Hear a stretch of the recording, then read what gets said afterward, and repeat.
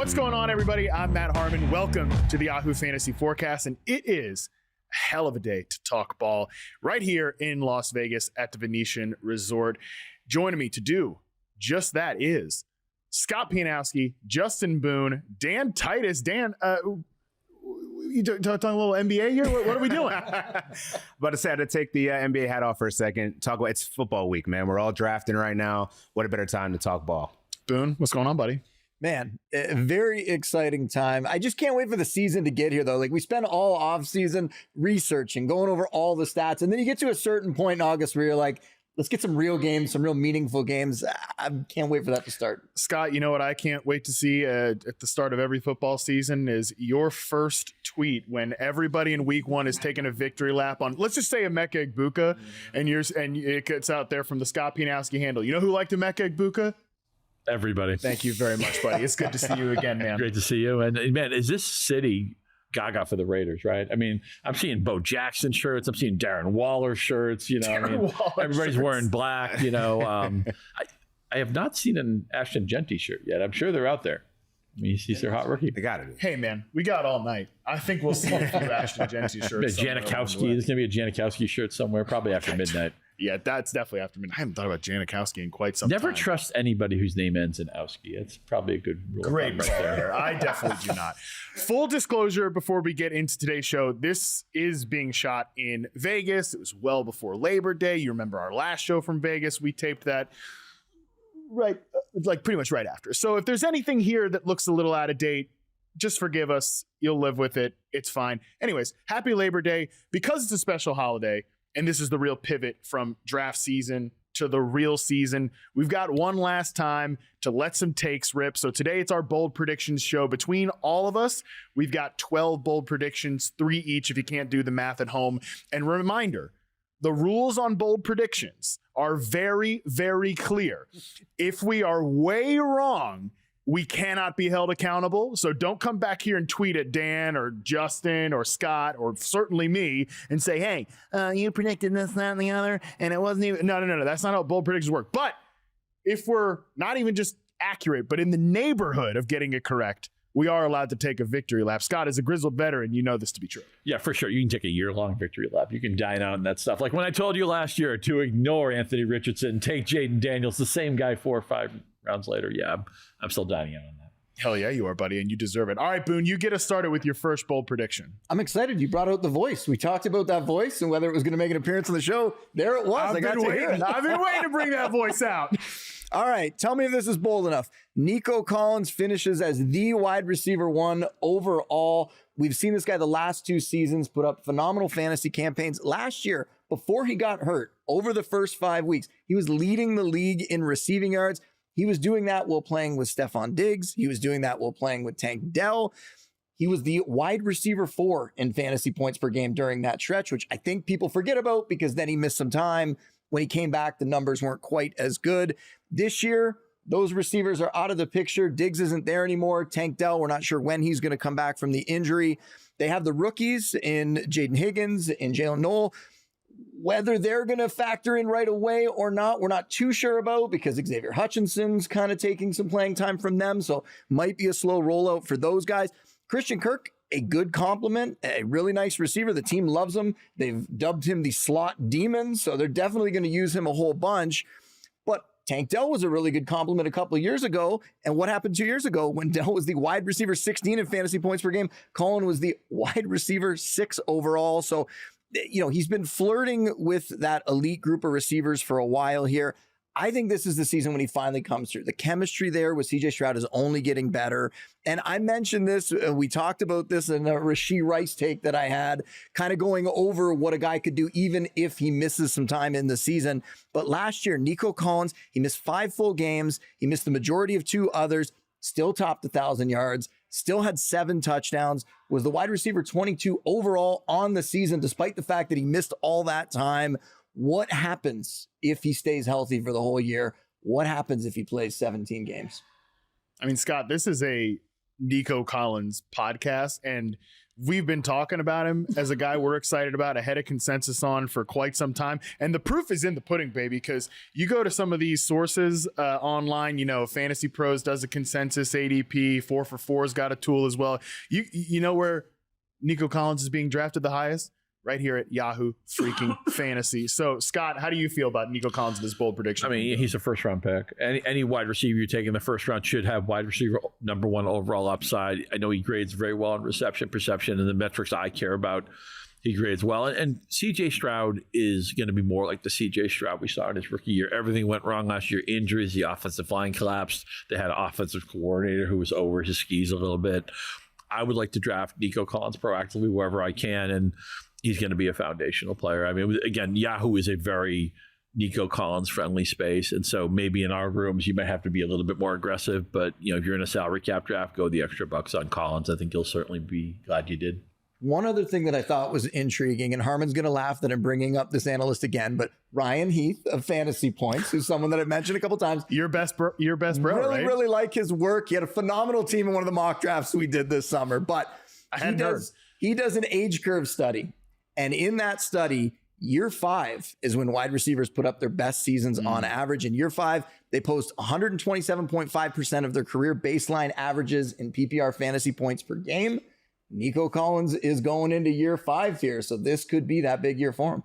That was definitely worth giving Ryan Heath some credit on that one. If it's pro Nico Collins, you can do whatever you want. Titus, do you have any reason to burst this Nico Collins bubble? Any skepticism about the Texans overall? Yeah, I mean, their offensive line is pretty sketchy. And to be honest, without Joe Mixon there to kind of set the tone, I mean, CJ Stroud's going to be running for his life, throwing off his back foot. Yeah, they have a new offensive coordinator, but we haven't really seen how that's going to sync up. And to Justin's points about, the wide receiver room, they brought in some rookies. It's pretty underwhelming. So I don't know if there's enough, you can draw a lot of attention, like who's going to be the focal point of the offense. You're going to be looking to stop Nico Collins. So, you see a lot of safety, top coverage. I think it could be a little bit more difficult, but I'm team pro Nico Collins. I would gladly take him, at the end of the first round, early second, and have him be your starting anchor wide receiver. There's a chicken egg thing with when you have a receiver who's that separated from the rest of his teammates, right? The pro side is, you get 10 targets off the bus. You can have 175 targets when the year ends. And then the con side is, the defense is targeting him off the bus. They're going to bracket him. They're going to do this. They're going to do that. When a player is as talented as Collins, just give me all the opportunity. I'll make the rest of it work out. Yeah, Nico Collins last 2 years, 3.0 yards per route run, leads the NFL. You mentioned reception perception, 96th percentile success rate versus press. This is what really, I think, Boone, how you get this one right is if, and I've been talking about this in the offseason, if Nico Collins plays fewer snaps at X receiver. He can do it. 96th percentile success rate versus press. He can win at X receiver on a route by route basis. Again, 3.0 yards per route run. He's been awesome playing there, but it becomes a lot more difficult to bracket that guy if you're moving him around the formation. Nick Caley coming over from the Los Angeles Rams, that's what they do with their top receiver. They move them around. They get them those advantageous matchups. He's not going to go full Cooper Kupp and be like a power slot receiver, but if Jaden Higgins can take some of those sacrificial X receiver reps, if Christian Kirk can play a little bit more outside in 2 receiver sets, which is what he did in the preseason for them, there are ways to maximize an already great player. So listen, we're starting off the Bold Predictions show with some Nico Collins positivity. I'm all the way bought in. I'm fired up. Scotty, what goes up must also bring something down. You've got a player on the decline here. Yeah, for sure. My bold prediction is Tyreek Hill is a disaster. I'm not saying a disappointment. I'm not saying an ADP loser. I'm saying a disaster. I was going to say, give us a definition of what a disaster is. Right, yes. Get out your thesaurus and use whatever word you want. But look, we want to bet on ascending players in fantasy. We've already seen Tyreek Hill's best season 2 years ago. He was unstoppable. Last year, what happened? Offensive line fell apart. Obviously, Tua got hurt. When he came back, they wanted to get the ball out of his hands really quickly. Tyreek Hill did not have a 30-yard catch after week 1. Just mind-blowing to me. Now he's in his 30s. He's given me all the Antonio Brown vibes. Was the best receiver in football for a while. A little bit mercurial in the personality. At one point, it looks like Tyreek Hill wants out of Miami. Then he walks it all back. I could see them getting off a poor start. Maybe he tries to demand a trade. He's a little dinged up right now. May not be healthy in week 1. This round 3 ADP. And I know we talk about round 3. It kind of gets hairy. You have to accept some warts. By round 4, you're accepting players that have very tangible downsides. I get that. I want more ascending players on my roster. I'm not going to be proactive with Tyreek Hill. If he beats me, he beats me. But I think there's team suspends him risk. I think there's Tyreek Hill walks off the field, throws his helmet. Again, last year they couldn't unlock this offense. And the problems, the line, Tua, Mike McDaniel to an extent, they all exist. Now, if you want to draft a Miami receiver, I'll accept Jalen Waddle. I know he's approved by you, Matt. Don't draft Tyreek Hill this year. I think it could be a lookout below season. Titus, do you have any reservations about kind of, this is a guy that, I mean, the ceiling, we've seen it, like best receiver in football. Do you have any concerns that we're like full fading on a guy that we've seen that type of production from? It's probably a bit of an overreaction. Like he's not a hard avoid for me. I think right now it's just the cost, third round. We know what he can do at a peak level. He's not at that point. I think it's really just, the Miami offense in general is just in shambles right now. Devon Achane is hurt. We don't know how Tua's going to look. Mike McDaniels is just making interesting comments throughout the offseason. But I would still, I can't take Tyreek Hill off my draft board. Like, I think that's one of those values where you're drafted in your home league. Most people are going to probably know that they're sleepers, the rise of the Nico Collinses of the world. But I think that Tyreek Hill's going to be one of those guys that probably falls in your lap in like the fourth, maybe fifth round because of this overreaction of people being like, don't like the situation. He's declining. Antonio Brown, similar attributes. I think you could actually get him at a good cost in your home leagues because people are doubting him so much. So I'm not totally out on him. Am I going to be reaching? Absolutely not. He's not the same guy he was, a couple years ago. Boone, what do you think? I'm with Scott. I want to get out a year early rather than a year late on this one. It's not that there's one red flag. It's not that there's two red flags. There's like 100 red flags. Yeah. Normally in like the preseason, everything's good. It's all positive vibes. And the team's talking about how they're contenders.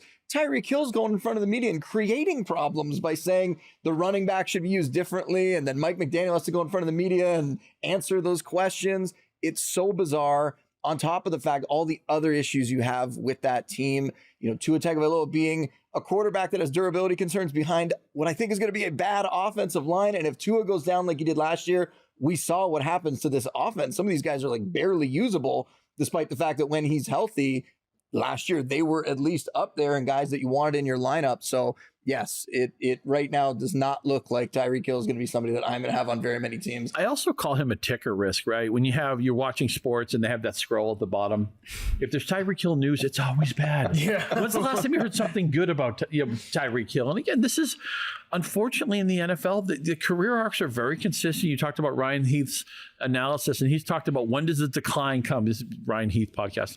When does the decline come for a receiver? It's right where Tyreek Hill is in his career. That's when those give backs start happening. You don't want 30-year-old players at the wide receiver position. So I think Justin probably said it the best. Be a year early on these players, not a year late. Yeah, and like reception perception shows he definitely took a step back as an individual player. Could he still be useful? I still think he could be a usable player for sure. But what if, look, I'm not Mike McDaniel. And I'm kind of glad I'm not, because like you said, Titus, he said at one point this year, it's a great day because it's another day closer to death. Right. So yeah, great vibes in Miami right now overall. Very Joe Mazzulla vibes there. Yeah, right. So I'm glad I'm not Mike McDaniel, but if I was, I would be trying to prioritize. You mentioned Jalen Waddle. Like, this is a guy they gave, at the time, top 5 wide receiver money to, $28 million a year, coming off kind of a slower season because he was 4th in the pecking order behind the Tyreek Hill sort of layup targets, the Jonnu Smith targets, the Devon Achane PPR scam. Like, there was all that going on, and you kind of let Jalen Waddle kind of hang out to dry as the running the most difficult routes on the line of scrimmage against press coverage. If I was Mike McDaniel, I'd be trying to feed in and maximize that guy, because that's the future of this team. I mean, we'll see if any of these guys are around after this year. It's definitely looks like a little bit of a ticking time bomb. But yeah, when you say disaster, Scott, I do see the Antonio Brown shirtless waving off the field type situation. I want to say 2 more things. You mentioned Mike McDaniel. I bet he has that Star Wars shirt that you're wearing. And thanks to Homage, who's been outfitting us with some of the stuff. I'm repping the Packers from those guys. Great stuff from them. And I love the PPR scam is getting said on just about every one of our programs now. That needs to be in the everybody on the tip of everybody's tongue. Shout out to Hayden Winks and Josh Norris of Underdog Fantasy. They were the first ones to say it. And when they said it, it was just like, wow. Yes. It's so Because it was great. about Wandale Robinson, I think. Robinson. And I mean, that is a PPR. Yeah, 99 low-calorie catches, right? Yeah. You want to win with honor in fantasy football, not just starting Wandale Robinson and scamming in PPR. That's why we're a half PPR site, okay? There we go. We're winning with honor here at Yahoo Fantasy. So Scotty, real quick, if Tyreek is on the board, where do you think is like fair value for him based on that you think he's going to just fall off a cliff Well, this year? I got to be full disclosure. I was in a salary cap draft not long ago, $200 budget. He stopped at 14. And I said, well, I actually said out loud to myself, I could live with Tyreek Hill at 15. I went 15 crickets. He's my wide receiver 4.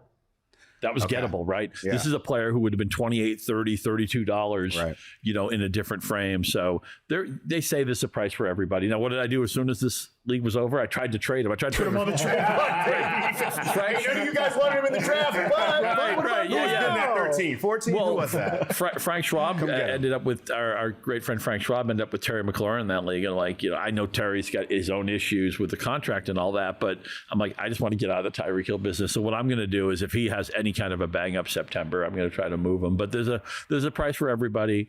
I'm just afraid. I go back to Boone's. You want to get a year early on these guys. And also, I just don't trust the line or Tua, right? He's not with elevating the things around him in this offense. We'll see if McDaniel can get his mojo back. But they wanted the ball out of Tua's hands so quickly last year. That kills the deep passing game.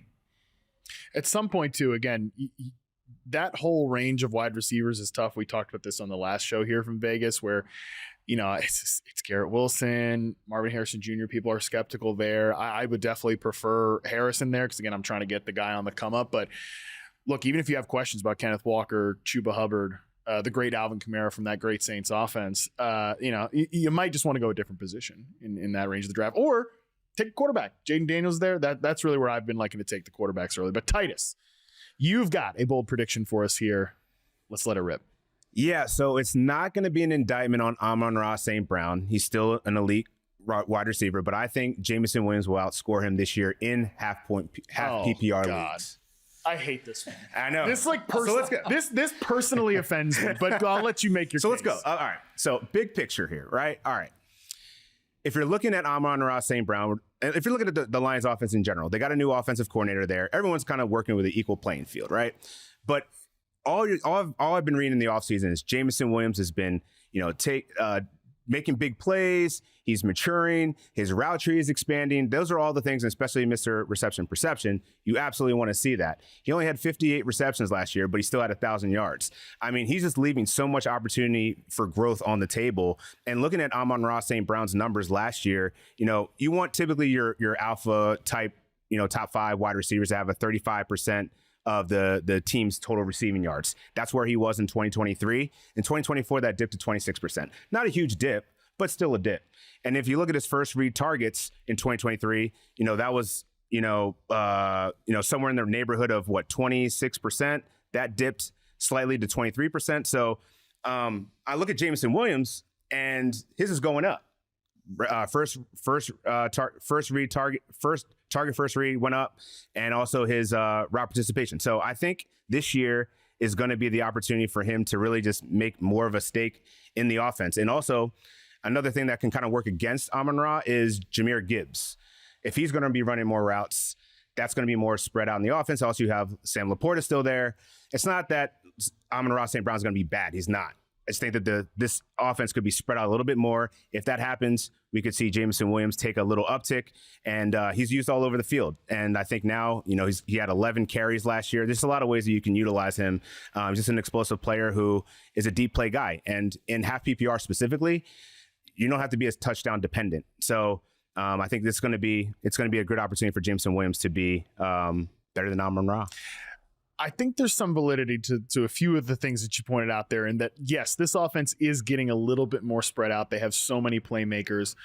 One thing that honestly like some of the Jameson Williams bros, which I guess I'm finding out that you're among this crew. And by the way, I like Jameson. I did a lot of mocks and Jameson. So that's like the same area where you're seeing Tyreek get like that round 4, 6. Yeah. Like I'd rather wait for that guy than a Tyreek Hill. I'm totally with you there. We've been talking about that all summer, that don't take those like 3rd, 4th round guys. Wait till the 5th round where, there's JMO. And like I have him ranked in a good range where you should be taking him. I'm not out on him at all. But one thing that the Jameson Williams bros have been pointing out, like, did you see, oh man, when JMO's talking about new offensive coordinator John Morton letting us like be more free, like there's a little more, less rules, you can kind of just run your routes. I'm like, I actually don't know if I like that at all in this offense, and I actually don't know if I like that for Jameson Williams. Like Ben Johnson was so good about getting him like, hey, get to that depth and rip it inside, and we're gonna hit you on that dig, and you house that thing. So I don't know, I'm not out on the Lions offense generally, but I do think it's going to be more volatile. And if it's going to be more volatile,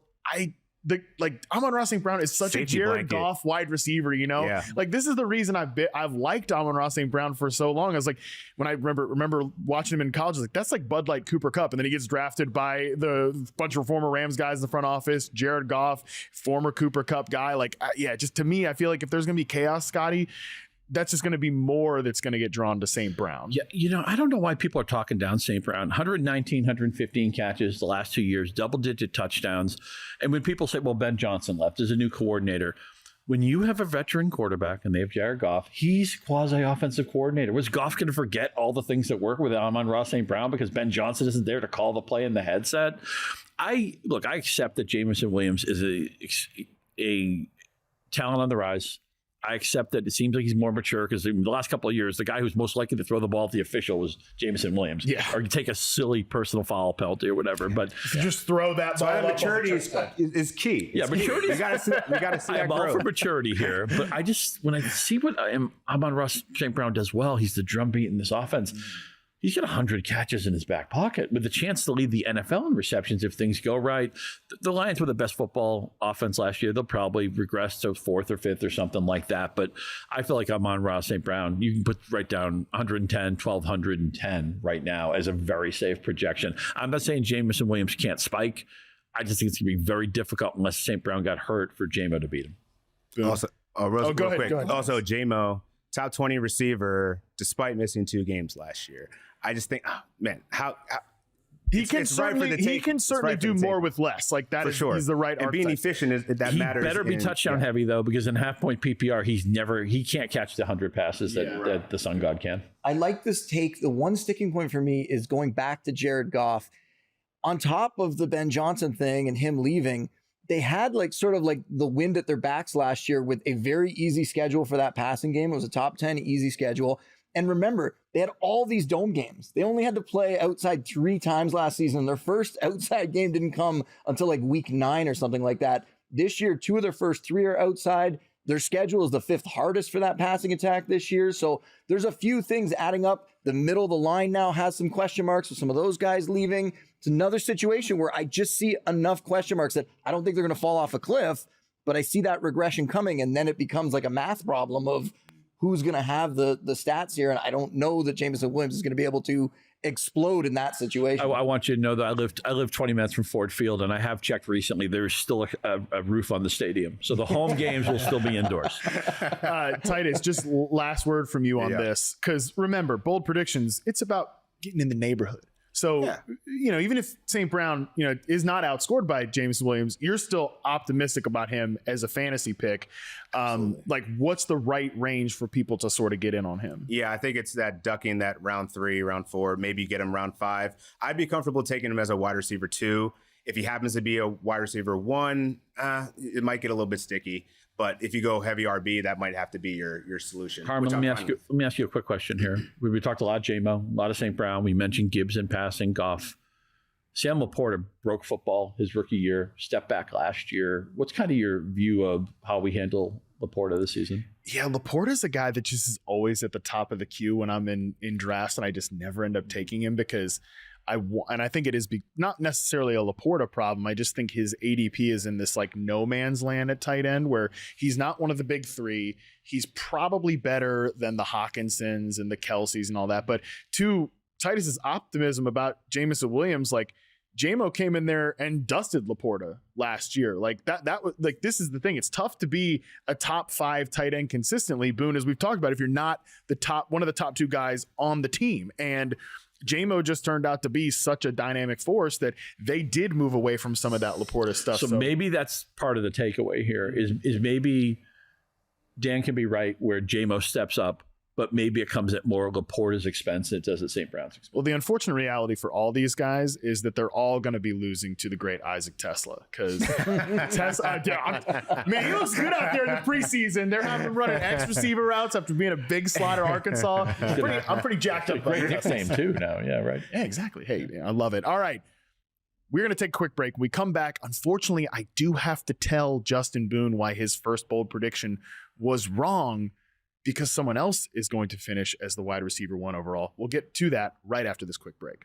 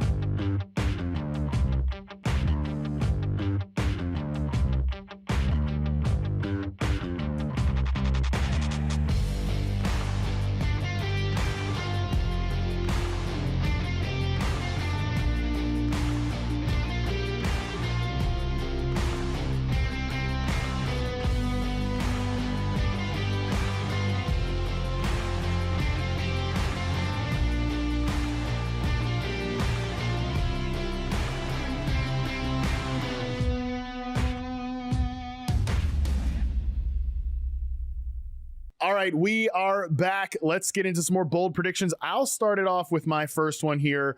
Drake London is going to finish the season as the wide receiver 1 overall. And not only that, he's going to get the Triple Crown this year. That's right. We're going to see him back-to-back years. Jamar Chase did it last year. Drake London does it this season, leads the league in catches, yards, touchdown. I've personally bet this one. Okay. Like, I have bet Drake London to lead the NFL in receiving yards this year. I just think he is such a great talent. I've talked about the role last year. He goes from being an exclusive boundary X receiver in Arthur Smith's offense to last year under Zach Robinson, career high snaps in the slot, career high off the line of scrimmage. He's used in motion. He's running these big in-breaking routes. Michael Penix, I'm like leaning optimistic on Michael Penix right now. I know there's always going to be some inaccuracy concerns. He's a little bit of a volatile guy, but did you not see those deep out-breaking routes? Like, nobody's hit Drake London on those deep out routes throughout the course of his career. Michael Penix is willing to let it rip there. And I think there's going to be just year 2 of Zach Robinson, more wrinkles added in here, but this thing's going to flow through Drake London.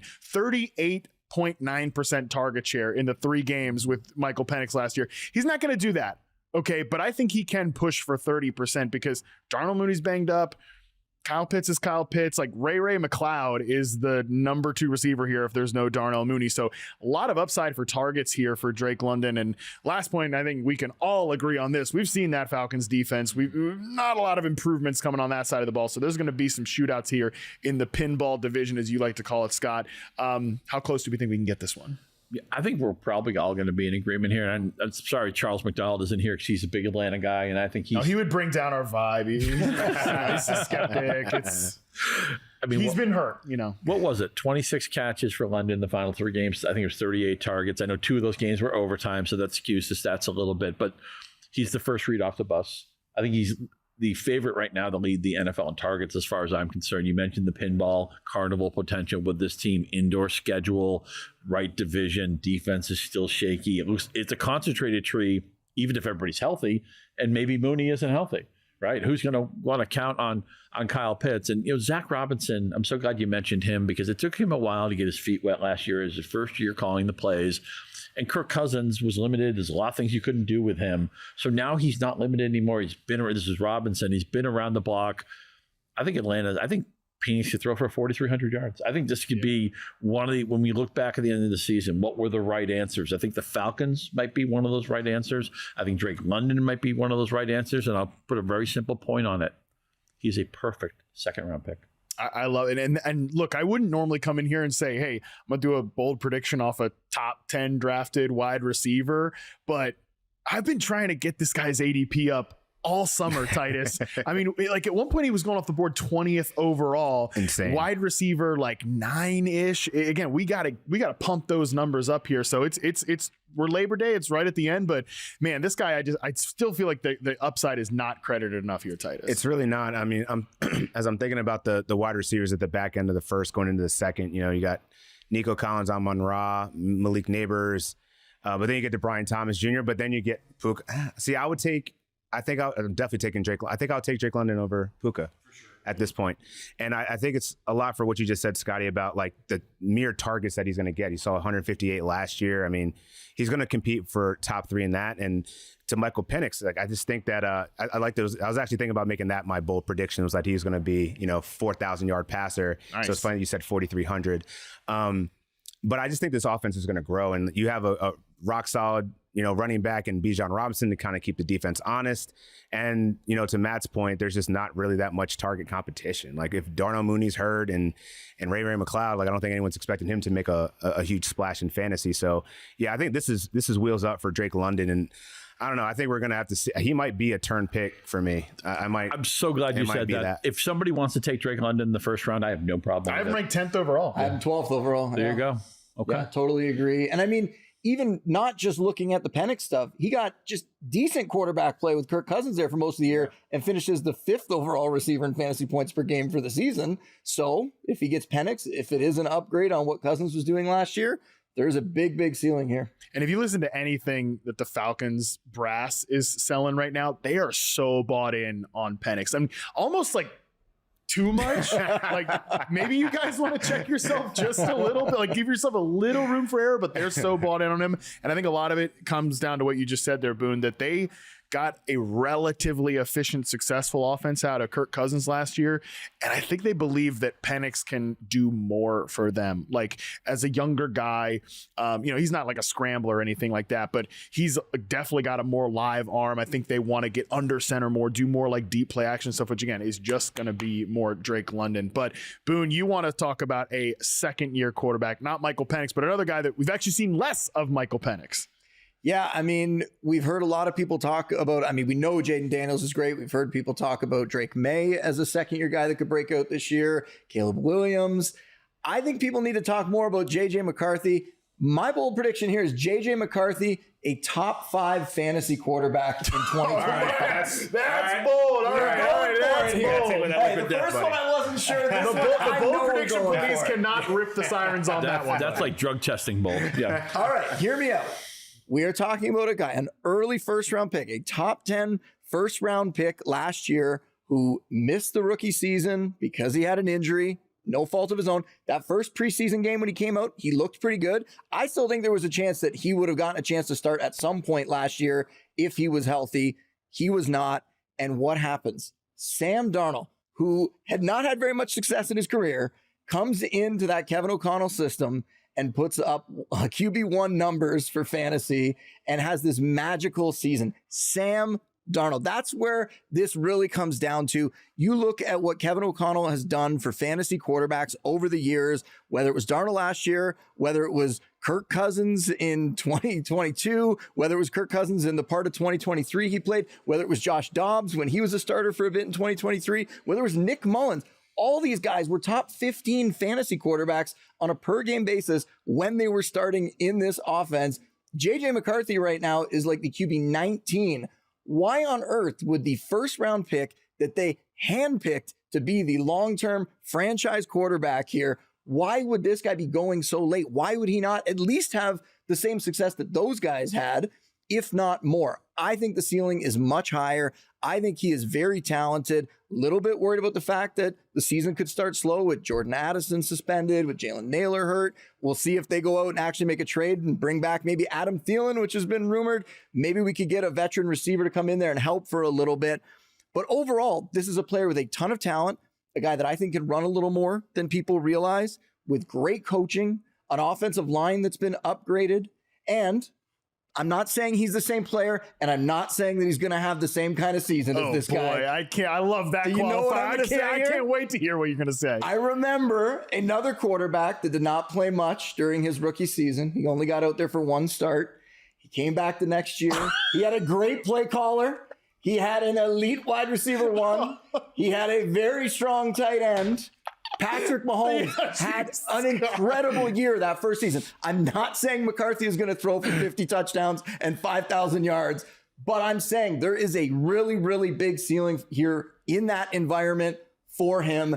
This guy's going to surprise a lot of people. I think he is a great fantasy pick, and you can get him for free at the end of draft. I mean, stop the show. We're not going to get any better. Also, I mean, if the social media team hasn't put out like, I'm not saying he's Patrick Mahomes, but from Justin Boone with the graphic there. I mean, that was elite stuff. Just one quick thing before I throw it to Scott, because I know you've got something. Your face is screaming. I've got something to say. We did. Remember, we pre-taped this. Maybe Adam Thielen's already on the Minnesota Vikings right now. That is true. That is worth saying there. But Scotty, let it rip, buddy. I agree with the soul of what Justin had to say, right? I mean, I would follow Kevin. I agree with the soul. We're trying to be bold here. I mean, I always say it. I would follow Kevin O'Connell into a burning building. He listed all these journeyman quarterbacks that O'Connell has gotten unbelievable production from. I'm just concerned when I look at the shape of this team. Great offensive line, defense I like, 2 running backs that we like, and we'll talk about one of them later on this show, that the early part of the season is going to be like, let's get JJ McCarthy some of those 18 for 25 games. Let's get him into pitcher counts. Let's not ask him to carry the show. He's not going to have his full complement of receivers right away. So it might be one of those wait for it. 6 weeks into the season, JJ McCarthy's quarterback 17, quarterback 18, something like that. And maybe he picks up steam in the second half of the year, which is why I don't think he can get to maybe, it's supposed to be a bold prediction. I understand why Justin put it into the top 5 range. I just think it might be the second half of the year where you can really start him confidently. So look, it's a deep quarterback pool this year. You can draft these guys in pairs. So you get McCarthy with somebody else you like. Maybe he's your first round guy. Maybe it's like the relay race where he's got the baton first and maybe McCarthy takes you home. I'm excited where the McCarthy story is headed. I just don't know that it's going to happen maybe the first third of the season. I will say, to Boone's credit here, man, that environment is just so damn good in Minnesota. They're 6th in yards per attempt, the Minnesota Vikings, since 2022. And it has been a carousel there. So the environment is good enough to do it. Top 5 fantasy quarterback, though, Titus, that is a big thing to ask here. Yeah, I mean, shoot, forget top 5 fantasy quarterback, just the next Patrick Mahomes. I think that was the hot take for real. Yeah, I mean, it's ambitious. I like the vision, but I think I would take Scotty's approach in terms of getting him as like a QB2. You want to invest in like a Drake May. You don't really know how he's going to work out. Maybe you get him as your backup. But I think one thing it's great that, the laundry list of names that you ran off on who Kevin O'Connell has just made a decent, fantasy, viable quarterback. It's got to bode well for JJ McCarthy. And all the stuff I'm reading is that his IQ is great. He's making quick reads. He's making the right plays. I do think that they're going to be leaning on the run a lot, but that doesn't mean that he can't cook also in the pass game. That's only going to open up, opportunities for Justin Jefferson. And whenever Addison comes back and after 3 games, I think that's when we'll kind of see some realism to your and bold Justin prediction. pointed out the ADP is very reasonable. So you know, even if this is wrong, how much can it really hurt you? Well, it's bold predictions. Even if JJ McCarthy's good this year, Boone gets to take a victory lap. Those Tying into some of these points, I will say too, they played the Bears in week 1. The early season concerns with the receiver situation after behind Justin Jefferson. They played the Bears in week 1, which on paper might not look the greatest, but Sam Darnold was the QB6 that week when they played at Chicago last year. So maybe could have some success there. Then he gets the Falcons and Bengals in weeks 2 and 3. Those seems like spots that he could go off in, right? So if you're worried about those receivers early in the season, the matchups look like they could be pretty good for him to get out there hot. And then you said if it does start off slow, I believe their bye is in week 6. So that might be a chance for him to regroup, figure out what they need to do different, and then for him to get even better after that. I love that Justin's grinding the early part of the schedule because I like to say that you play fantasy football with a microscope, not a telescope. These people are all like, oh, I'm going to win week 16. No. Win September, Right. week 1, week 2, week 3.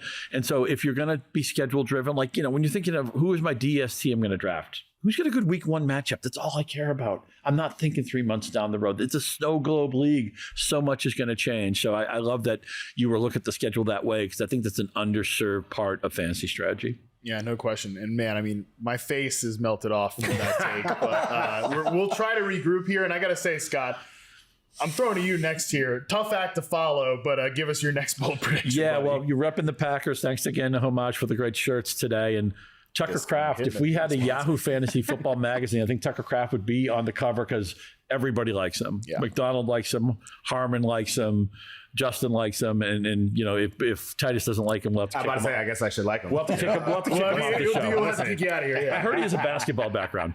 But my bold prediction is Tucker Kraft and Jake Ferguson are both going to be top 5 tight ends. With Kraft, you get more splash plays. They design a lot of screens for him. They design touchdown plays for him. He had the 14.1 yards per catch, a lot of yards after the catch. He can get downfield. Ferguson, a little bit more catch and fall, but look at the Dallas setup. Do we trust their running backs? Not really. Do we trust their defense? God, no.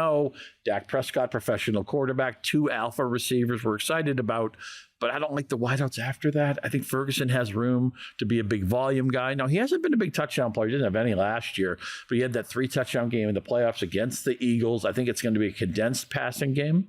I think Dak's going to throw for, I don't know, 4,500 yards. He was almost the MVP 2 years ago. Dak Prescott has a very high upside. There's carnival potential in Dallas. That means Prescott. That means CD. That means Pickens. It also means that Ferguson can have a smash season. And again, if you haven't caught on Tucker Kraft, if we've been pitching him to you for about 6 weeks now, I don't know what else to tell you. I think he's been the screaming tight end value all year. He's going to beat his ADP as well. So if you're not a vanity tight end guy, if you're not feeling it with McBride, if you don't want to go with Bowers, you know, Kittle has to do it on lower volume, although his efficiency is usually dynamic. I think Ferguson and Kraft are excellent targets, and they both have top 5 potential at the position. Titus, everybody that's listening to the show, watching it, has heard us 3 knuckleheads yap on and on and on and on and on about Tucker Kraft this year. So do you have a different perspective, any skepticism to offer here, or are you all in on Tucker Kraft? Not really. Just look at the receiver room. I mean, everyone's hurt pretty much right now, and Matthew Golden's the golden boy. So, you know, someone's got to keep him honest in the seams, and I think that's going to be Tucker Kraft. And I think the reason I like Tucker Kraft, I'm not enamored with him by any means, but like where he's going, you know, 9th, 10th round, that's where I want to grab my tight end. Unless you're getting the top tier, you know, the top 3 tight ends, I'm usually out on everyone in between there, and I'm not really looking at tight end until we're getting to Tyler Warren, Tucker Kraft, Jake Ferguson, Colston Loveland. Like that's the range where I'd probably be interested in getting a tight end. So Tucker Kraft falls right in there, and I think there's definitely some upside for him to be. They call it the barbell approach. A lot of people do that at quarterback too. If you're not going to be early, be late, right? Don't go in the middle tier, right? No, don't draft like the Baker Mayfield. Wait for the Mace. Wait for the Caleb Williams, as maybe J.J. McCarthy, as Justin was talking about. I think tight end makes a lot of sense there too, where we talked earlier about Laporta, right? If you're not going vanity, maybe you skip Laporta, maybe you skip Hawkinson, because guys like this are really good targets. It's that barbell strategy. And Boone, like to kind of make the tight end quarterback analogy here, sometimes it's nice at the quarterback position to grab like two guys, like you said, hey, Drake May, maybe get JJ McCarthy there if you're a little skeptical of May. We'll see what happens. I kind of like Jake Ferguson as that guy that if you're taking a Colson Loveland, you want to grab him later. Get Jake Ferguson because it's kind of a known commodity, but I feel like this is a guy we haven't really talked about very much this preseason because it has been the Tucker Kraft show. It's been these two rookies, Warren and Loveland. Like, how do you feel about Ferguson this year? Not really in on Ferguson this season, and it just goes back to that thing that we talk about where if I'm looking for that late round tight end, I'm looking for a guy who I think has a chance to be a top 2 target getter in the offense. And with George Pickens there now, we have a legitimate second receiver there. They could throw a ton. That Cowboys defense, I think this team is going back to what it was a couple of years ago when Dak did throw the ball around the yard. So Ferguson will have some games, but I think the Pickens presence really caps his upside, and it's going to make him a guy that I'm just not that interested. I mean, we've seen this happen to other guys. Dalton Schultz in Houston, right? Dalton Schultz, even going back to when he was with Dallas, he's had some good fantasy seasons. He ends up on a Texans offense where they've had good receiver play, and he's become like an afterthought, right? He's just not getting enough targets. I worry about that for Ferguson. He'll have some good games, but I want to take shots on guys that I think have a higher ceiling. Somebody like Chigakonkwo, for example, last year down the stretch, he was, playing a ton. His numbers really spiked. Could we see him come out this year and maybe show us that ceiling? I'm looking at guys like that, or even the rookies like Mason Taylor or even Elijah Arroyo, though Arroyo not quite as much. Theo Johnson's another name I really like. Theo Johnson. Like there's some guys down there that I think have almost, an equal amount of fantasy value and could potentially even have better seasons than Ferguson, and they're going way cheaper. So I haven't been getting a lot of them. I want to say I am a big Chig Okonkwo guy, and what I think might mitigate part of that reasonable point from Boone is that I think Dallas has lead the NFL in pass attempts upside. I agree. And after Lamb and after Pickens, and they're going to get targeted through the roof, there's not another receiver on this roster I feel good about. Yeah, they're talking about like Cavante Turpin. Forget it. Kind of. Yeah. That was Good return, man. Really dismissive of Cavante Turpin. I wasn't even through the sentence, Scotty. Forget it. So, well, on that note, we are going to take another quick break. When we come back, we have more bold predictions to run through. We'll get to those right after this.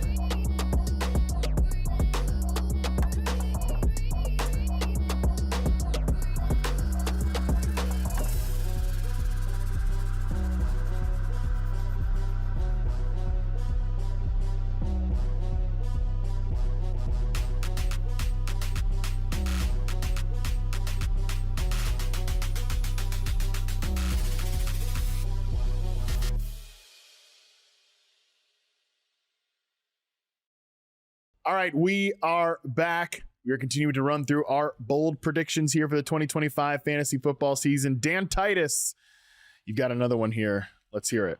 Well, thanks for Mr. Boone for bringing out the Minnesota Vikings love with JJ McCarthy. I'm going to go with Jordan Mason finishing as a top 15 back. But since I got to add a little bit more of a hedge here, I'm also going to go Zach Charbonnet to also be top 15. That's not a hedge. That's making this harder to get right here. I don't think so. You're I don't think doubling so. up? I don't think so. I'm gonna Perfecto. double it up. I got to double it up here. So start with Aaron Jones first. Start with Jordan Mason first. Aaron Jones, going to be 31 in December, not young. I think if you're looking at much of the beat writers were talking about Jordan Mason being a co-RB1, and after what he did in San Francisco, subbing in for Christian McCaffrey, I think we got a good sample of like what he can do as a workhorse back. Not really a pass catcher, but that's where Aaron Jones really thrives. So I think eventually, as this season kind of wears on, we have the easy schedule, the first 3 games of the season. I think we could actually see Jordan Mason take and cede some of those carries from Aaron Jones early on, because you want to preserve Aaron Jones for the long haul, right? And the first 7 games that Mason was with San Francisco, averaged 107 scrimmage yards, 15 fantasy points per game.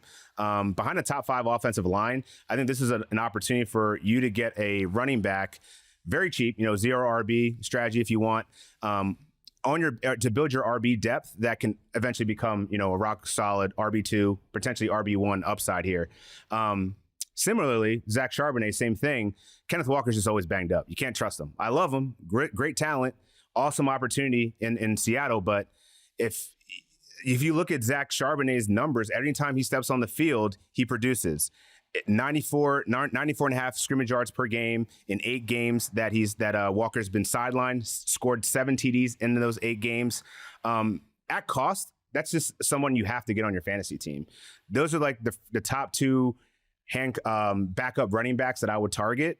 That could have easily RB1 upside. And I think, Aaron Jones at the age, and you look at Kenneth Walker in the injury history, they're going to both have opportunities to get a lot of work this year. Top 15. I mean, Scotty, these are 2 of your guys. I feel like you and Titus are about to like hold hands and skip and do laps around the poker room out here. Yeah, although I will admit, and we talked on a previous show, that as the ADPs between Mason and Jones have gotten closer, that I've actually been more open-minded to maybe Mason being the sneaky, boring, everybody's sick of drafting him value. He did play 17 games last year. He got 2 years, $20 million, so they're paying him more than Mason. But love the infrastructure there. Love the offensive line. We talk about Kevin O'Connell. He can scheme up offense, and I would like to have Mason shares for sure. The thing with Charbonnet, and maybe I'm wrong on this, but I'm not convinced Kenneth Walker's better than Zach Charbonnet. Zach Charbonnet had better efficiency stats last year. He had more touchdowns on fewer touches. Clint Kubiak from the Shanahan tree knows how to design a running game. So many moving parts here. New quarterback, new coach, all these new receivers. I'm not really sure what Seattle's going to be. I think Walker and Charbonnet both play a lot in September. It's a hot hand situation. I think Charbonnet has a chance to steal the job outright. Maybe Walker falls into injury concerns again. We know last year was a very clean injury run-out season. That's not going to happen again in the NFL. So Charbonnet's maybe more proactive for me than Mason, only because Mason's become such a helium player in the spring, but in the summer, I should say. But bottom line is this. Your roster, middle of a draft, you get to think to yourself, upside. What running back could I take who could blast his ADP, who could be, I hate to say league winner, but league tilter, somebody who I draft maybe as a bench player who 5 weeks into the season, I'm playing this guy every week, no questions asked. And I think both of the guys that Dan outlined are players we can target in that vein. Boone? I mean, there's a lot of paths to this coming true for sure, not just the injury one. Like both these guys are talented backs.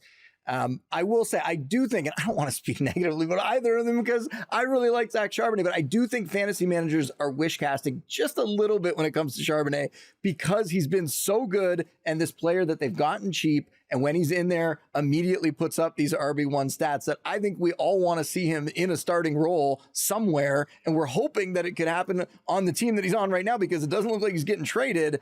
And yet I still think Kenneth Walker is ahead of him. And I think when Kenneth Walker gets out there and ends up with the giant holes that these guys were running through in the preseason, Kenneth Walker is a big play running back. He is going to put up big stats. So I'm not that worried, barring injury, that Charbonnet is going to take over that job. But I do think strategy-wise for fantasy drafts this year, we talked about like the way you can draft where you can grab a receiver or running back early, look at elite tight end or quarterback, hit that range of receivers from like round 5 to round 7, and then start looking at these guys, then start looking at these running backs that have these really high ceilings that are guaranteed good players that could potentially be flex plays while also having that top 12 upside. I think it's a really smart way to draft. Yeah, you make a great point about that, where anytime you can take an upside running back who also could have that what the heck flex standalone value, right? Sig Bloom, right? So guys that you might be playing during, right, for sure, might be playing them during bye week season, might be playing them when you get an injury pinch. So it's not just stash and hope. It's not just, oh, he's on my bench, but somebody needs to get hurt or this guy is worthless, right? These guys may actually be flex players for you in the medium and deeper league streets. So it makes it much more just acceptable to roster them. And you gotta, and the names could differ. Some of us may be Mason guys, some of us may be Charbonnet guys. There are other players around the league that fit, depending how you feel about the Pittsburgh guys, but you're gonna have, whoever your guys are, you're gonna find 5 or 6 names in that bucket. You want to draft a couple of them for your roster. Titus, just to round this out here, I'm very confident that the Vikings offense will be one of those where, that flex with benefits player, if that's all Mason ends up being, I think I can see that there because they've invested in the offensive line, and it's what I just talked about earlier. It's a really, really damn good environment. How good do we think this Seahawks offense is going to be this year? The funny thing is, as I was doing this bold prediction, when I was mock drafting all last week, I got Kenneth Walker on so many teams just because he's that 3rd, 4th round guy that's just there for me. And the ceiling's there. And it is. If he stays healthy, the ceiling is there. It absolutely is. And I think I do have faith in just the Seattle offense. I love Jackson Smith and Jigba in the 3rd round there. I don't know. People are down on Sam Darnold just because he's that boring quarterback. But I think he's enough. He's enough of a game manager to make things happen for fantasy managers. And, I think this NFC West division is pretty interesting. I don't know where I really feel about the San Francisco 49ers and the Rams. Matt Stafford's back is hurting. I think Seattle could actually surprise people. So those are the guys that I would obviously target. I don't really know about the skill positions beyond that. I mean, there's probably a deep, Horton's a deep sleeper. Torrey Horton, baby. That you could probably go, but I think you could feel pretty confident going with Kenneth Walker, Jackson Smith and Jigba, and Zach Charbonnet as the insurance. I would say the NFC West is this division where all 4 teams have the most reasonable chance to win. Yeah. Yeah, it's a very, very up in the air division to me. So I like that take a lot. All right, I'll give my second one here, and that is that Bryce Young is going to be a quarterback 1 this year. Whoa. The quarterback one? Whoa. No, not the quarterback one. Top 12, top 10, whatever makes this. I don't care. It's bold prediction episode. Whatever's easier to sell. So MVP candidate. Okay, I'm not going full Boone over here. Super Bowl. I'm Never go full Boone. Yeah. Correct. I'm having fun with you, but I actually love this. Go ahead. No, yeah. So anyway, Bryce Young last year from week 10 on, when he got back in the lineup, was QB 11 in half PPR fantasy points. The thing that people do not realize there, the biggest thing that was different in his game, not just the confidence that he was throwing with, really letting it rip in the intermediate area. Yep. He was 5th in scramble yards from quarterbacks. It was Jaden Daniels, Justin Herbert, which is interesting, Caleb Williams, your boy Josh Allen, Boone, and then Bryce Young right ahead of Drake May. Everybody's gassed up about Drake May because of the rushing upside. Bryce Young from week 10 on, once he was back in the lineup, he was so decisive. It wasn't there. He gets out of the pocket. It's not there. I'm just taking off and making positive plays. Running for touchdowns too. And man, I just look at this Panthers offense right now. I'm really excited about this receiver room. Jalen Coker, obviously the number 1 guy. No, but in a serious note, Tedero McMillan, getting him in there and immediately just slotting everybody else into the right spots. Coker as that growing big slot receiver. Xavier Legette moving around the formation more. The offensive line is good. They're really good in the run game, and they're solid in pass protection as well. And the run game last year was top 12 throughout the course of the season in EPA per rush. This was a good offensive environment last year. Once Bryce Young got his confidence back, he reaped the rewards of that environment. I just feel like he goes so late in drafts because there's the 2nd-year quarterbacks, the McCarthys, the Penixes that people are excited about. Trevor Lawrence, people believe in the bounce back there. But if I'm looking for a super flex QB2, Bryce Young is one of my favorite targets if I miss out on a Drake May. I write a breakout series at every position and a sleeper series, right? And I looked at the ADPs, and I think based on where he's going, I easily could have put him in the sleeper one, and yet I felt so confident about it. I just put him right in the breakout one. I think it's going to happen. We saw last year, like you're saying, the Dave Canales magic. It took a little while, but it finally happened for him. And we've seen Canales do it with these other quarterbacks, more veteran guys. When he went to Carolina, we thought Could he potentially turn things around for Bryce Young? He's done it. And now they have the weapons around him. Like you said, the rushing ability, it's all there. He definitely has top 12 upside this season. Titus, you said whoa, so skeptical on this one. No, I don't know if I'm skeptical as I'm looking at the current ADP. You know, QB 12, you're looking at Justin Fields, Jared Goff, Justin Herbert, Caleb Williams, Drake May. I think, you know, based off of the assets that they got over in the offseason, the offensive line, their defense is solid. In a pretty underwhelming division, like it's pretty much been Tampa Bay's division for the last few years. So I don't know. You get to play the Saints twice every year. Bryce Young, get to play that Falcons defense twice. You know, like that Bucks defense Bryce twice. Young could put up some numbers here. Right now he's QB 23. Yeah. I mean, I could see the leap to QB 12. Like he could be one of those guys. Like obviously, if you have a bye week, or you know you want to take a Drake May or Jordan Love or something like that, want some insurance. Take Bryce Young. He could be a matchup play in certain conditions. Last year, after the Panthers Week 11 bye, the 9th most fantasy points among quarterbacks over the final 7 weeks, Bryce Young. So he's already shown us, small sample size, he's already shown us there's a ceiling there that I don't even think I thought was possible for him until we saw him do it last season. So I certainly think he could get up there again. I think there are two really important things for Young to make this happen. One, the rushing last year down the stretch, especially the rushing touchdowns. Right. Is that sticky? Is that repeatable? Because maybe he's handy as a scrambler, but he runs for 1 or 2 touchdowns. I mean, he was running for a touchdown almost every week, it felt like, over that stretch. And also, is Ted McMillan, is he like a Brian Thomas right out of the way? I mean, number 8 pick, obviously you have high expectations. This is a room where he slots as their number 1 guy right away. I think we all like McMillan, but is McMillan more like Marvin Harrison was rookie year, good but not great? Or is it a Brian Thomas type of rookie year where he takes the league by storm? Those two things will determine whether or not Young is just, okay, he's nice super flex depth. I'm glad I had him. I needed him every once in a while. Or he's actually a proactive play and he meets his projection. But, the bottom line is, when last year started, I was a Harvard guy, but it looked like a dead offense.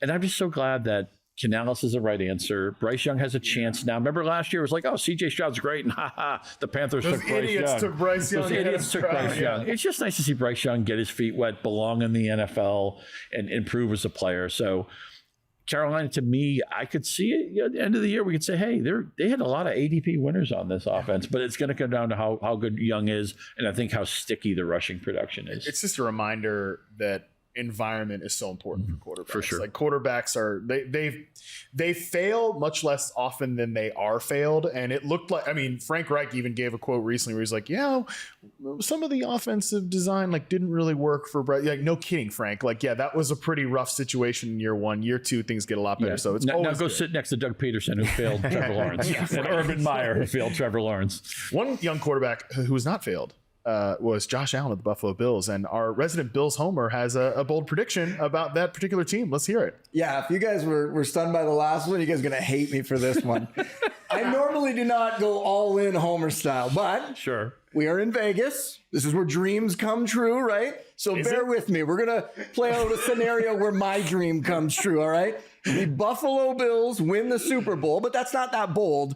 They win the Super Bowl based on the breakouts of Keon Coleman and Dalton Kincaid this year. 2 players that I think a lot of people have already maybe written off or given up on. They are still very, very young players, all right? We have 2 guys here that, I see you laughing over that already. Colin Colin just said roast him in my ear. And I'm so sure mean. You will, but hear me out first. All right, Keon Coleman, 22 years old. Dalton Kincaid, 25 years old. Coleman going into his 2nd season. Kincaid into his 3rd season. 2nd season for a receiver. He hasn't had that much time to get his feet wet here. I've talked before about when he showed up last year in Buffalo. He was clearly a player that was going to need to figure out how to win in the pros. And just based on talent alone, he started putting up some stats right away. Had at least 50 yards or a touchdown in most of the games, the first 5 games of the season, I believe. Then, right before he got hurt, he was coming on, had 125 yards in week 7, had 4 for 70 and a touchdown in week 8. Then the injury week 9 totally derails the season. When he comes back, not really the same player. But this offseason, everybody in Buffalo, including his teammates. Deion Dawkins recently just went in front of the media and said to everybody, this is not the same player that he was before. It is night and day. I see everyone at their computers just getting fired up, just putting it in the holster, getting ready to come back at me. Load up, baby. But not every player is Malik Neighbors or Brock Bowers and comes into the league and blows up right away, right? So Coleman can be a guy that I think could put up double-digit touchdowns. He's that kind of player. Obviously, they really like what he's doing there based on what he's saying. Khalil Shakir, injured right now, high ankle sprain, might not be there in week 1. Josh Palmer was somebody who dealt with injuries in the preseason as well. This is all just pointing towards Keon Coleman having an opportunity to establish himself as what they wanted him to be when they drafted him, a number 1 guy in that offense. And then we have to go to Dalton Kincaid. And this is one where I think Dalton Kincaid, even more than Coleman, maybe some people are still on Coleman. Dalton Kincaid, I think everybody's out on. He burned so many people for fantasy, and I will apologize. Some of that is my fault because I did recommend him last year as a breakout candidate. But you're back, baby. But I am back. I have bought in again. And part of it is Shakir not being there. And I think that Kincaid could win a little bit more early in the season in that area of the field where Shakir was taking a lot of volume before. But you look at what he did. Both of his first 2 seasons, he was second on the Bills in targets. What do we talk about when we're looking at late round tight ends? A guy who could be second or first in targets on his team. He's shown that he can be that. Now, he's dealt with injuries. Last year, he got banged up, sprained his PCL.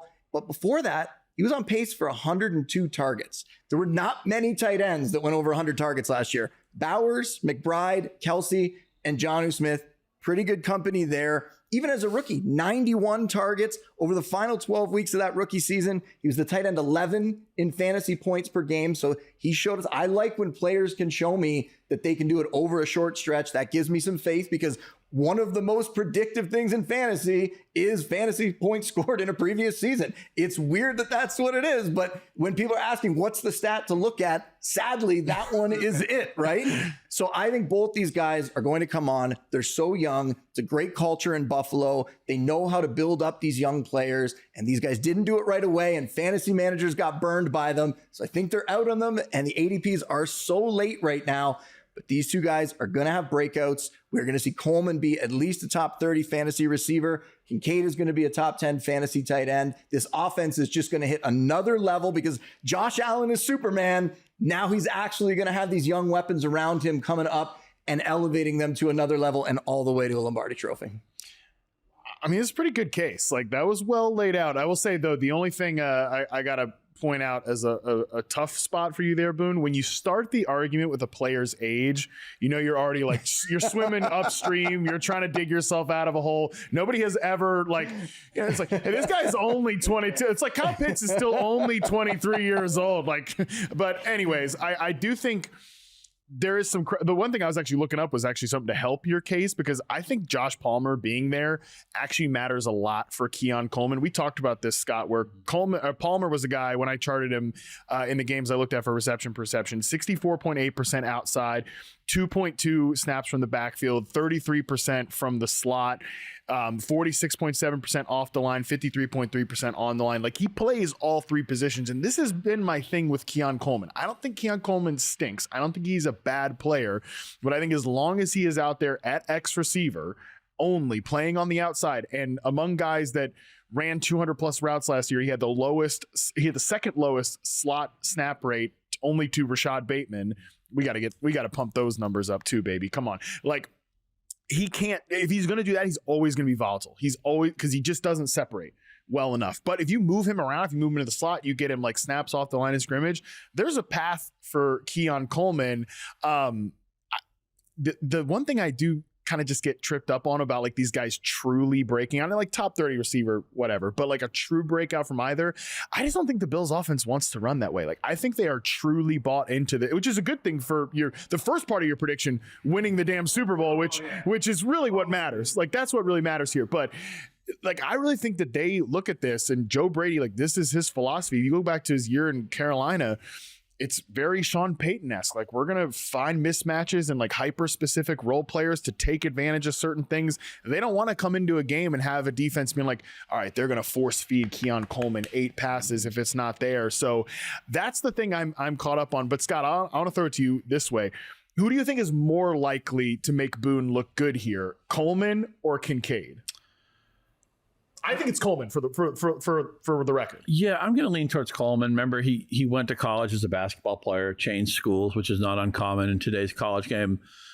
So I think maybe there's a higher ceiling there. And Justin's point of, we've been spoiled with rookie receivers and young tight ends splashing, but it used to be, we thought, third-year breakouts for these guys, second-year breakouts, fourth-year breakouts, whatever it was.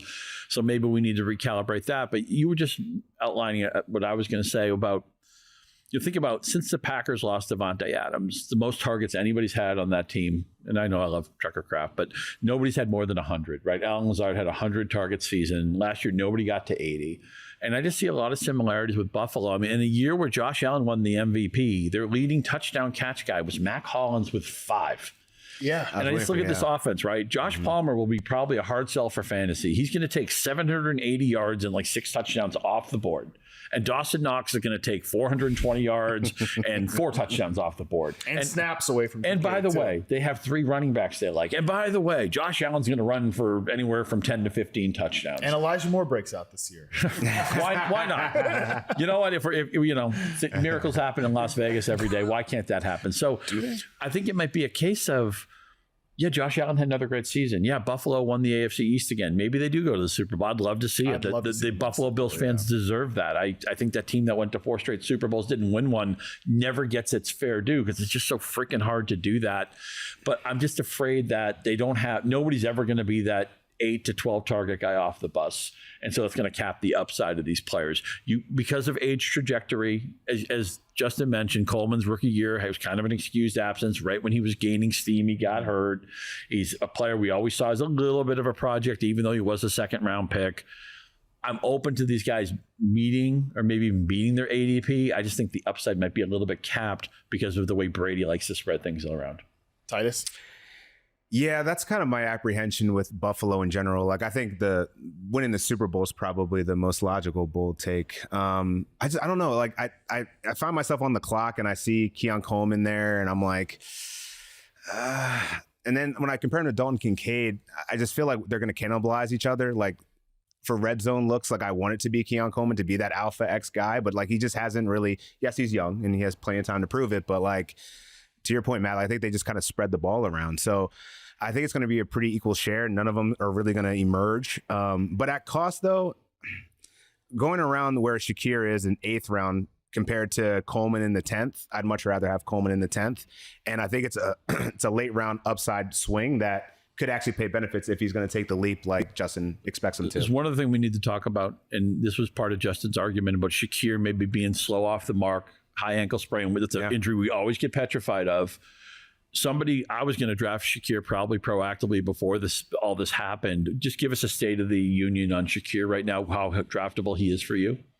I'm not taking him anywhere. I don't think that there's a huge ceiling, even if he's healthy. He's the kind of player, he's almost like a better version of Pop Douglas, right? Like, he's a guy that's going to get volume, but he's not going to win you your league. Whereas Coleman's somebody, like I said, that I think could put up double-digit touchdowns. A lot of the beat writers have pointed out this year that in practice, he's showing signs of finally figuring out how to position his body and kind of block out the DBs in order to come down with the ball, which would be a huge development. And you wonder, is that happening so much in practice? Is that why all the teammates are saying this is night and day and this guy's showing? There's still going to be inconsistency in both these players. I think Kincaid's been someone too that's very frustrating because he's been close to hitting the last couple of years.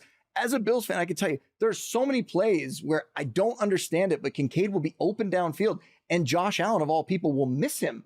And it doesn't make sense because I don't see Josh Allen missing other players the way he's missed Kincaid. I don't know if Kincaid's running the wrong route. I don't know what's happening there, but there's been these instances where it could be a long touchdown. He could have found him in the end zone and they just don't quite connect. The Kansas City game, that 4th down with the Kincaid, right? I can still see it in my head, right? So you would hope that another offseason, maybe they start to figure it out.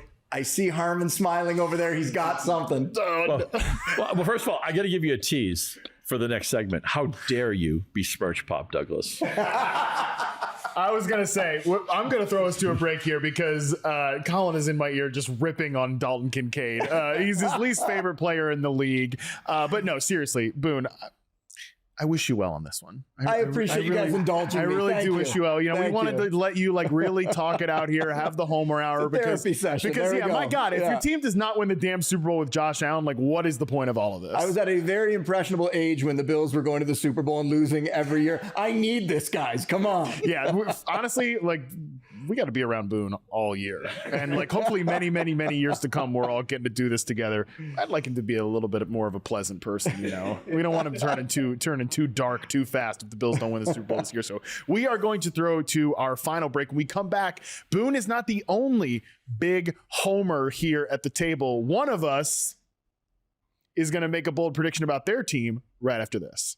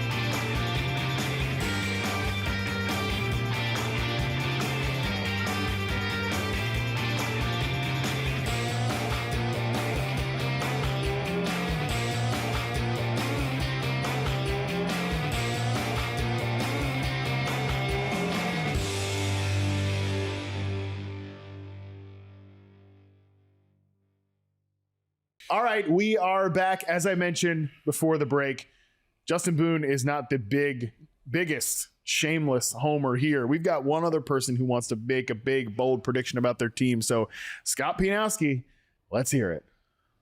How dare you call me a homer? My friend Mark Stopa knew me for like 7 or 8 years, and he didn't know I was a Patriots fan. Honestly, I'm kind of ashamed of you that you've leaned into this homerism because I've known you now since we've been working together, known you for a long time, Yep. been working together since 2018. You've been like the least obnoxious Patriots fan on earth. And now Mike Vrabel's in the building and you're just inhaling all of the optimism. It's Vrabel got me because I just kept seeing him overachieve with those Titans teams that were, solid teams, maybe 9-7, 10-6 type of teams when we still had 16 games, which we still should have in the NFL. So they get Vrabel. They get Josh McDaniels, the classic failed head coach, great coordinator. Drake May, I think, impressed all of us last year, despite, as Charles McDonald would say, a turnstile offensive line. So Patriots won 4 games last year. Their over-under win total this year is 8.5. So I'm not the only person drinking the Kool-Aid, but I poured some extra Kool-Aid, maybe spiked it a little bit. Spiked that Kool-Aid, baby. With an adult beverage because I got them winning 10 games. And I'm folding this into fantasy. I want Drake May. I wanted Travion Henderson until his ADP went to the moon, but I still might say the heck with it and give me one more. Pop Douglas caught 66 passes last year. I think 80 plus this year. I know you're in on Stephon Diggs, which you will be until the year he retires, and you'll be saying he should be in the Hall of Fame. He should be a Hall of Famer. Maybe Kyle Williams has a second half, renaissance. Hunter Henry, I think, is a valuable tight end. Matt Collins 8 touchdowns. Why not? He led the Bills in touchdown catches last year, and Josh Allen won MVP, even though Lamar Jackson had a better statistical season just about everywhere else. I love Josh Allen. I'm not here to mock Josh Allen. He's a terrific player. But the Patriots are going to be this year's Broncos. They're going to make the playoffs. They're going to be the second best team in that division. They're going to split with Buffalo. They're going to be a lot better than the Jets. Miami is a crash landing team waiting to happen. Mike McDaniel won't be there much longer. Tyreek Hill won't be there much longer. And you guys should be with me because we're all in on May. I know. We're all in on Vrabel. We're all in, I think, on McDaniels. We know at least the offensive line has to be better, right? And say what you want Can't be worse. Say what you want about Pop Douglas. He caught 66 passes last year with horrible play calling. Why can't he catch 80 passes? New England's going to the playoffs. They're going to beat the. I know it's crazy. Man. 4.5 wins added to their over-under sounds crazy. But their defense actually, personnel-wise, looks pretty good, too. You want a streaming defense for the first week, by the way? I bet they eat Geno Smith's lunch in week 1. Patriots are going to be good. They're going to the playoffs. Take any of these things. Maybe they all happen. Maybe 2/3 of them happen. Because I know none of you are going to say anything negative about Drake May. No, none of you are going to say. That's the worst part about this is I really want Drake May to be good. I really want Stephon Diggs to be good. They drafted Kyle Williams. They're finally going to get a receiver pick right, Scotty. And I still have to just sit here and let you say these things about New England. I dare anybody to say anything negative about Travion Henderson. He looks fantastic. What's he had beat out? Ramondre Stevenson? Yeah, it'll be a committee, whatever, but it'll be 2/3 Henderson. They love Ohio State guys there. Ramondre fumbles. This is going to be an exciting team. Winning record. I said 10 wins. Whatever. Maybe they go 9-8. Scott, Justin, I've literally never seen Scott like this ever. I didn't say that. Justin, you got to be honest with me. The team that scares you the most in the AFC East is the New England Patriots. It is the New England Patriots. Wow. I do agree. In the AFC East, couple things on it. I mean, a more realistic take would be 7 or 8 wins. I think that would be a win for them this year, but that's not what this is. This is bold predictions. And I'm actually going to help you here. Thank you. Warren Sharp, who does excellent strength of schedule analysis, not necessarily. Their schedule is so easy. I think John Thompson asked, in the league this is like your college basketball schedule where you bring in the Division II school and you beat it by 78 points and you cut him a check and say, thanks for coming. Who are you? Who are you? I've never seen you be this way about the Patriots. Again, I've worked with you for all these years. You've always been so level-headed. You're like, you know what? I've had a great run as a Patriots fan. They could stink the rest of my life. They could stink the rest of my life, and I'd be totally happy. You know I got to see Brady's years, and now Drake May, Mike Vrabel, and you're just all in. That's what happened. I fell in love with Drake May. I'll admit it. You know what? Tell me how that's wrong. This is great. Nothing's better than somebody getting to have 2 great love stories in their life. How it's wonderful. about time the Patriots finally get a coach and a quarterback. It's about time something went right for the damn New England Patriots. I mean, if only Bob Kraft could improve like the weight room and the family facilities. Every time they rank the New England facilities, it's like they come in 28th. Yeah, it's a little nobody wants to tax this in Massachusetts for the Kraft fan. The weather's kind of bad. Yeah. Whatever. Sure. They're going to be good this year, man. And even if Henderson, man, he's going to be good. Titus, I mean, just say anything. I'm not a Patriots guy at all. I like Drake May, though. Huge Drake May guy. For sure. I like DeMario Douglas, mainly because he's free. Like 15th round ADP. Like he could be the last pick in your wide receiver draft. 72? Yeah. How do you lose with that? I mean, hey, I think it's a very cheap buy-in. Like, I don't know that I'm as high on Stephon Diggs as some people are at this table. But I think Pop could actually pop and be that guy that Drake May. When has reception perception ever steered you wrong? I don't know. Just maybe with the guy that's, I don't know, Pink Panthering it up in the offseason. I don't know. Just Stephon Diggs. I don't know.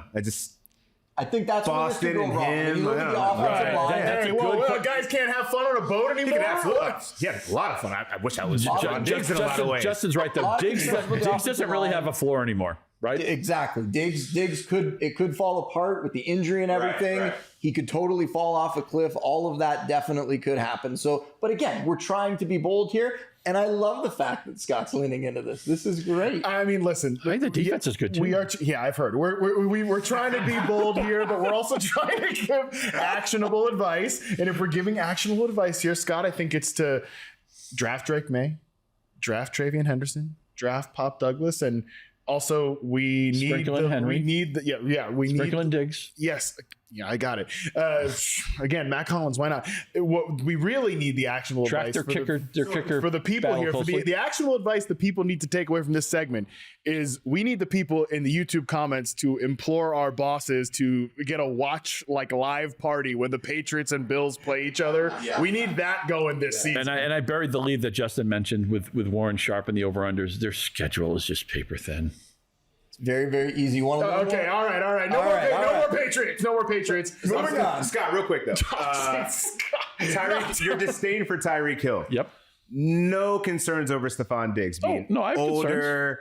And don't you dare! I just said, don't you put Tyreek Hill and Stephon Diggs in the same sentence? Diggs has no floor. Yeah, I don't. Yeah, okay. Right. Okay, well, that was actually a pretty mild, bold prediction compared to what Dan Titus is about to say. So you let this one rip. Yeah, I think this might be. Yeah, I don't know. Buffalo win the Super Bowl. I don't know. You guys just have. They're one of the favorite teams. It's not that crazy. I'm just gonna. I don't know. You just got that. I'm going to tease this prediction by saying what Titus is about to say has no chance of happening. But go ahead. Because it's never happened before, and it never will. There's odds are there are good friends at BetMGM are giving us 1% odds of this happening. Okay. Travis Hunter will win Offensive Player of the Year, Offensive Rookie of the Year, and Offensive and Defensive Rookie of the Year. Let me say that again. Okay. Travis Hunter will win Offensive Rookie of the Year and Defensive Rookie of the Year. Never happened before. The only reason that I have any semblance of confidence that this might possibly happen, at least we're getting some data on 11-11 drills that he's actually playing both sides of the ball. Looking at the numbers right here, we got beat writer ESPN's Michael DeRocco said that he has run 173 offensive plays with 168 defensive snaps. I don't know. That looks like a guy that they're being serious about playing two ways. Now, how is he going to get the volume to warrant being a Defensive Rookie of the Year? I don't know. Probably not. There's a lot of good defensive players that were drafted in this class. But if we're looking at the offensive side of the ball, at least things look better in Jacksonville, right? We got Liam Cohen there. He led the Bucs to a top 10 offense last season. Brian Thomas was ridiculous. Even if he gets somewhat of that share, he could be looking at, possibly 1,000 yards his rookie year. Maybe you get sprinkling 5 touchdowns there. I see a world where that could happen for Travis Hunter. Defensively, I think it's going to be the hard one because going back, looking at D-backs that have won Defensive Rookie of the Year, you usually have to get around 5 interceptions. Or you're Sauce Gardner, which I don't think he's Sauce Gardner. He only had 2 interceptions when he won the Defensive Rookie of the Year, but he's a lockdown corner. I don't know that they're going to put Travis in that position. So if he can make plays on the defensive side of the ball, I think he could be in the conversation. It's plus 8,000 if you want to sprinkle something on that.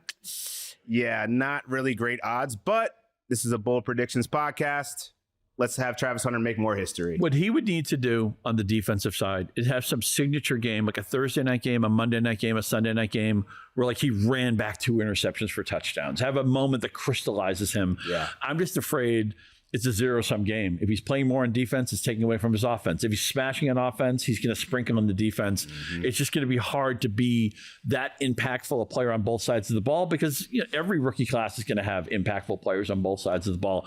Sure. But here's the key part of your prediction, though. Even if he just wins one of them, if we knew right now he was going to be Offensive Player of the Year, Offensive Rookie of the Year, that would mean that he obviously smashes ADP. Mm-hmm. Yeah. Yeah, and I think that is very possible. I have more confidence in him being a great offensive player in year one than a great, enough to win Defensive Player, Rookie of the Year, because you mentioned that there.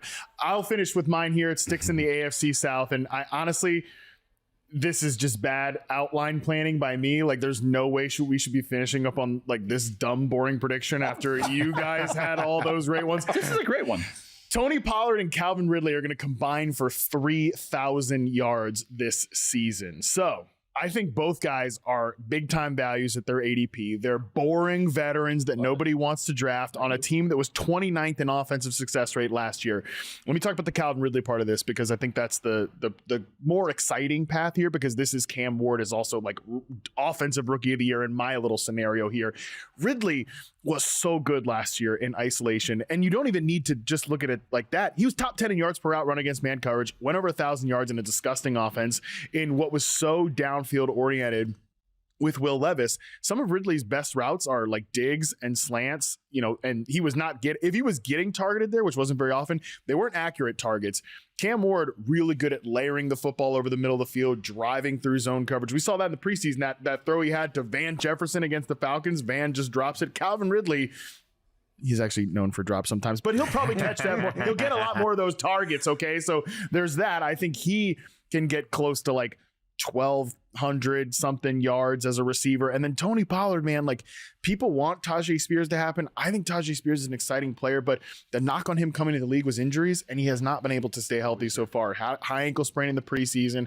And Pollard was really good last year. I always talk about like the life cycle of a fantasy running back. I used to say this to Austin Eckler all the time when we did the show together. At one point, you're the guy behind the guy, and then everybody hates the guy. Like when it was Austin, it was, oh, Melvin Gordon, get him out of here. It's like, man, Melvin Gordon's a first-round pick. We were all excited to draft him. At one point, it's like, get him out of here. Austin Eckler, let's get him in there. And Tony Pollard's a classic example of this. And in Dallas, it was just constantly, get Zeke out of here. We got to see Pollard. And now this is Pollard's time. He's coming off a good year, rebuilt offensive line, first overall pick at quarterback. I don't see why Pollard can't be like a top 15 type fantasy running back, and nobody wants to take him where he is going. I think this is really simple. These are two screaming values. Yeah, they're boring. So what? Yeah. They both survived Pollard and Ridley last year with horrible quarterback play. All we want Cam Ward to do is keep this offense somewhat on schedule. If he's even like slightly below league average, that's a win. And what if he's good? Yeah, right. We've seen it in recent years. I don't want to compare him to C.J. Stroud and Jaden Daniels. That's an unrealistic expectation. All we're asking Cam Ward is be better than Will Levis, be better than Mason Rudolph. I think he does that. I like the coaching here. Pollard and Ridley are screaming. I want you to target these guys, and in your drafts, maybe you don't want both of them, so maybe it might be hard for them to get the 3,000. But I think a draft you leave with, where you have one of those two guys, they're going to outkick their ADP. Excellent targets. I love it. Tennessee Titans not going to be the 29th. Remember the Titans, baby. Remember the Titans. Remember how much fun we had on this Bold Predictions podcast. I mean, some real true memories were made here. And yeah, miracles and dreams don't come true in Las Vegas, but we do make memories with our friends along the way. Appreciate you boys for hanging out with us. Thanks to everybody who listened, watch. I mean, just continue. We've had a great summer, great offseason, and now we are marching on towards week one. And on that note, Ray Garvin joins me on Tuesday for the very first data dump of the season. We're going to share 10 stats you need to know for week one, because it is finally here. It's going to be live, 5 p.m. Eastern. Until then, we are out.